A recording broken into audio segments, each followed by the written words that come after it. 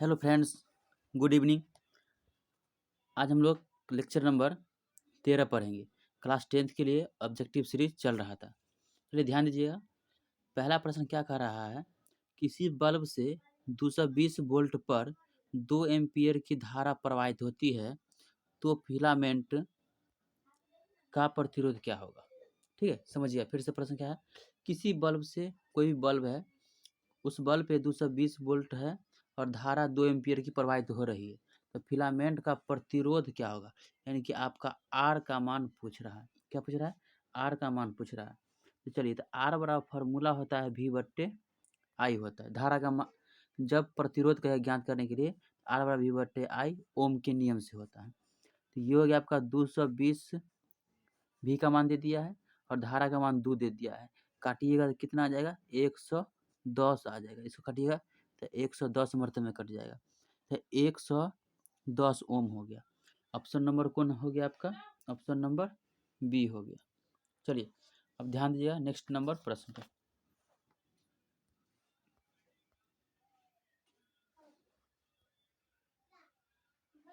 चलिए प्रश्न कह रहा है 2 नंबर कि 100 वाट का बल्ब 250 वोल्ट के विद्युत मेन से जोड़ा जाता है। बल्ब से प्रवाहित धारा का मान क्या होगा? ये हो जाएगा आपका प्रवाहित। ये क्या होगा आपका? प्रवाहित धारा का मान क्या होगा? चलिए ध्यान दीजिएगा। धारा का मान पूछा है तो I बराबर होता है फॉर्मूला W/V हो जाएगा। I बराबर W/V। तो W का मान दे दिया 100 और V का मान कितना दिया है? 250। काटिए, ये जीरो से ये जीरो खत्म हो गया और बचा कितने? अब यहाँ भी कटेगा। 2 पंचे 10 और 5 25। तो 2 कितना आ गया? 5 आ गया। भाग दीजिएगा तो 0.4 एम्पियर आ जाएगा। कितना आ जाएगा? 0.4। ऑप्शन नंबर कितना हो जाएगा? बी आपका आंसर हो जाएगा। ऑप्शन नंबर कितना हो जाएगा? बी। अब ध्यान दीजिए प्रश्न संख्या अब 3 पे चलते हैं। 3 नंबर प्रश्न है, एक विद्युत हीटर की कुंडली जिसका प्रतिरोध 55 ओम है 220 वोल्ट के स्रोत से जो विद्युत धारा लेगी उसका मान क्या होगा? सो कर ध्यान दीजिए। फिर से प्रश्न पे ध्यान दीजिए। कह रहा है एक विद्युत हीटर की कुंडली जिसका प्रतिरोध 55 ओम दे दिया है। कुंडली का प्रतिरोध कितना दे दिया है? 55 ओम दे दिया है। कितना ओम है आपका? 55 ओम। और 220 वोल्ट के स्रोत से जो विद्युत धारा लेगी उसका मान क्या होगा? तो विद्युत धारा का मान आपसे क्या कर रहा है? पूछ रहा है।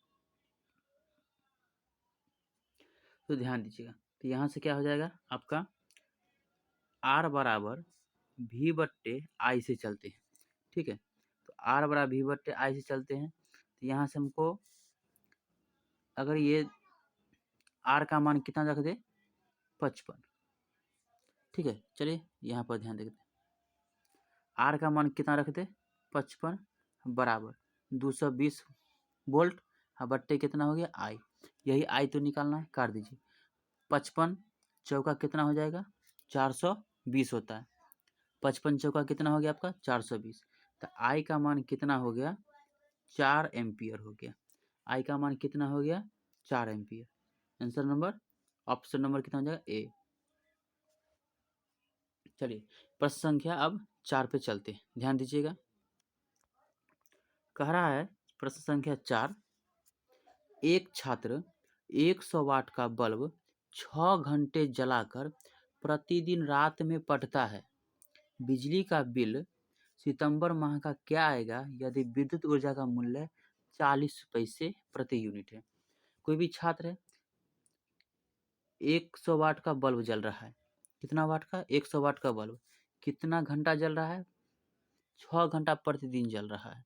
तो बिजली का बिल सितंबर माह का, कौन सा माह का? सितंबर माह का कह रहा है। तो चलिए, जब भी आपको बिजली बिल कहे ज्ञात करने के लिए, क्या आपको बिजली बिल, जब भी आपको बिजली बिल कहे ज्ञात करने के लिए, तो उसके लिए फॉर्मूला होता है वाट गुने घंटा गुने दिन। ठीक है, वाट गुने घंटा गुने दिन, अब बट्टा में 1000 कर दीजिएगा। वाट गुने घंटा गुने दिन बट्टा में 1000। आप समझिए हमसे, तो ये हो गया वाट गुने घंटा गुने दिन बट्टा में 1000। अब वाट कितना है? 100 वाट है। कितना वाट है? 100 वाट। कितना घंटा जल रहा है? प्रत्येक दिन 6 घंटा। अब दिन के बारे में बोल रहा है। अब दिन कौन सा है? तो यह सितंबर माह है। कौन सा है? सितंबर माह। और ध्यान दीजिएगा कि सितंबर माह जो होता है कितने दिनों का होता है? तो 30 दिन का सितंबर महीना होता है। कितने महीने का? 30 दिन का। अब बट्टे में कितना हो गया आपका? 1000। तो ये 3 गो जीरो से ये 2 गो और 1 क्या हो गया? कट गया। यहाँ कितना आया? 18 यूनिट आया। कितना आ गया आपका? ये हो गया आपका 18 यूनिट। ठीक है, ये हो गया आपका 18 यूनिट आ गया। अब फिर आगे के प्रश्न में यह भी कह रहा है कि प्रश्न में अब यह है कि विद्युत ऊर्जा का मूल्य 40 पैसे है। केस कितना पैसे है? 40 पैसे। ये तो हो गया आपका 18। ये एक यूनिट का 40 पैसा है। कितने यूनिट का? एक यूनिट का 40 पैसा है और 18 यूनिट दिया हुआ है।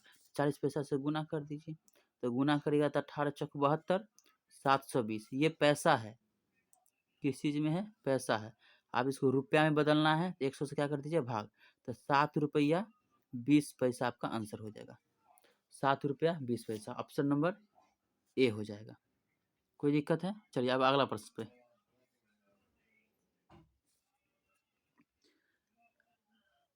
ध्यान दीजिएगा कि प्रश्न कह रहा है कि 1 कैलोरी बराबर होता है। 1 कैलोरी किसके बराबर होता है? तो 4.2 कैलोरी के बराबर होता है। सॉरी, कैलोरी नहीं, जूल के बराबर होगा। 1 कैलोरी कितने जूल के बराबर होता है? तो 4.2 जूल के बराबर होता है। तो ऑप्शन नंबर हो जाएगा आपका बी। ऑप्शन नंबर कितना हो जाएगा? बी हो जाएगा, 4.2 जूल। चलिए अब ध्यान दीजिएगा नेक्स्ट नंबर प्रश्न पे। 6 नंबर 6 नंबर प्रश्न है, किसी वोल्ट मीटर के स्केल पर 0 वोल्ट और 100 वोल्ट के बीच 20 विभाजन चिन्ह है। मतलब क्या समझिएगा कि 0 वोल्ट और 100 वोल्ट के बीच में जो है विभाजन चिन्ह कितना है? 20 को विभाजन चिन्ह है। तो उस वोल्ट मीटर का अल्पमांक क्या होगा? अल्पमांक का मतलब होता है सबसे छोटा मान क्या होगा? क्या होगा? सबसे छोटा मान क्या होगा? सो पूछ रहा है आपसे, समझिए। तो 0 और 100 के बीच दे दिया है, तो ये हो जाएगा आपका 100। 1 वोल्ट, 0 वोल्ट और 1 वोल्ट के बीच बोल रहा है, तो 0 का तो कोई मतलब ही नहीं रहेगा यहाँ से। तो 1 वोल्ट हो गया और कितने विभाजन करना है? 20 विभाजन करना है। इसको भाग दीजिए तो 0 पॉइंट कितना आ जाएगा आपका? 05 वोल्ट आ जाएगा। 0.05 वोल्ट आ जाएगा। ऑप्शन नंबर कितना हो जाएगा आपका? बी हो जाएगा। ठीक है, अब चलते हैं प्रश्न संख्या 7 पर। अब ध्यान दीजिएगा, कह रहा है 1 किलोवाट घंटा निम्न में से किसके बराबर होता है? 1 किलोवाट घंटा किसके बराबर होता है? अब यहाँ समझिए, जैसे कि अगर बात करते हैं एक BOT, BOT यूनिट के बारे में बात करते हैं, तो BOT यूनिट का फुल फॉर्म होता है बोर्ड ऑफ ट्रेड यूनिट। क्या होता है? Board of trade unit. Board of trade unit होता है। तो यह जो होता है आपका 3.6 गुने 10⁻6 जूल के बराबर होता है। किसके बराबर होता है? 1 किलोवाट घंटा किसके बराबर होता है? 3.6 गुने 10⁻6 जूल के बराबर होता है। अगर इसी को आप मल्टीप्लाई करके जब लिखिएगा, जब इसको कैलकुलेशन करके लिखिएगा, तो 36 पर 5 जीरो हो जाएगा। 1 2 3 4 5 हो जाएगा, जो कि आपका ऑप्शन नंबर कितना में दिखाई दे रहा है? ऑप्शन नंबर कौन में हो जाएगा आपका? ए। कौन सा हो जाएगा ऑप्शन नंबर? ए।